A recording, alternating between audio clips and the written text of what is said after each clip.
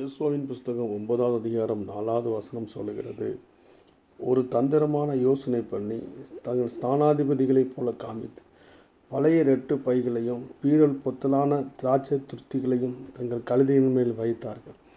இந்த கிபியோனியர் குடிகள் யோசுவாவுக்கு விரோதமாய் அவர்கள் ஒரு தந்திரமான யோசனை பண்ணி அவர்களோடு உடன்படிக்கை பண்ணுகிறார்கள். உடனே யோசுவா அவர்களோடு உடன்படிக்கை பண்ணுகிறான்.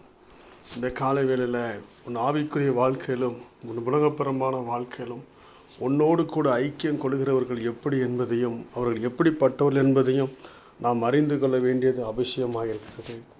அநேக தேவ ஜனங்களுடைய வாழ்க்கையிலே இப்படியான பிரச்சனையில் சிக்கிக்கொண்டு அவர்கள் யோசிக்கிறார்கள். அந்த கிபியோனியர்கள் சில நாட்களுக்கு பின்பு 3 நாட்களுக்கு பின்பு அவர்கள் யார் என்பதை இயேசுவா அறிந்து கொள்கிறான். இயேசுவா அறிந்து கொண்டு அவர்களை பார்த்து சொல்கிறான், நீர் எங்களுக்கு இப்படி பொய் சொல்லுகிறது என்ன?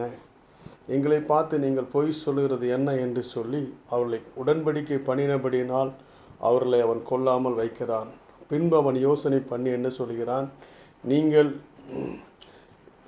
விறகு வெட்டுவதற்கும் தண்ணீர் எடுக்கும் பணிவிடை வேலையை நீங்கள் செய்யுங்கள் என்று சொல்லி அவன் சொல்லுகிறான். இந்த கால வேளையில் நமக்கு விரதமாய், நம்ம குடும்பங்களுக்கு விரதமாய், நம்முடைய ஊழியத்துக்கு விரதமாய், நம்முடைய பிள்ளைகளுக்கு விரதமாய் எந்த பொய்யான உடன்படிக்கை பண்ணி கொண்டு யார் வந்தாலும் அவைகளை நாம் எச்சரித்து நாம் யோசித்து கொள்ள வேண்டியது அவசியமாக இருக்கிறது.